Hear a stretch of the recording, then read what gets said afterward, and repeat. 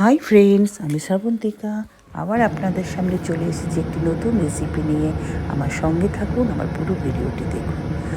প্রথমে একটি কড়াই গরম করে তার মধ্যে নিয়ে নেবেন 3 টেবিল স্পুন সর্ষের তেল। তেলটা যেই গরম হয়ে যাবে তখন তাকে দেবেন 4-5টা লাল শুকনো লঙ্কা।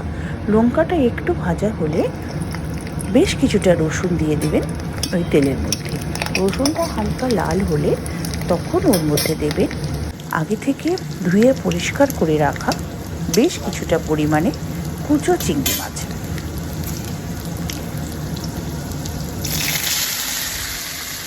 মাছগুলো যখন আপনারা দেবেন তখন গ্যাসটাকে কিন্তু বাড়িয়েই রাখবেন, গ্যাসটা কমাবেন না। গ্যাসটা কমালে কী হবে, মাছের জল ছেড়ে দেবে।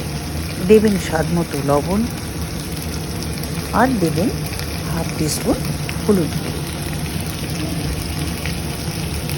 নুন আর হলুদ দেওয়ার পরে আপনারা তাকে ভালো করে নাড়াচাড়া করতে থাকবেন। চিংড়ি মাছের তো একটু জল ছাড়বে, সেই জলটা যখনই টেনে যাবে হওয়া পর্যন্ত, লাল লাল হওয়া পর্যন্ত আপনাকে ভাজা করতে হবে। আমি এখানে ছোট চিংড়ি মাছ নিয়েছি, আপনারা এখানে যে কোনো সাইজের চিংড়ি মাছই ব্যবহার করতে পারেন।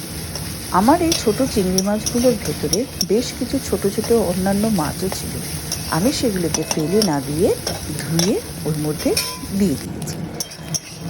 বেশ অনেকক্ষণ ধরে নাড়াচাড়া করতে করতে যখন দেখবেন চিংড়ি মাছগুলো বেশ লাল লাল হয়ে ভাজা হয়ে এসছে, তখন আপনারা গ্যাসটাকে বন্ধ করে দেবেন, করে এটাকে একটু ঠান্ডা হতে দেবেন।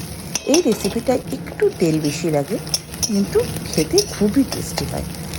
আপনারাও একবার ট্রাই করবেন।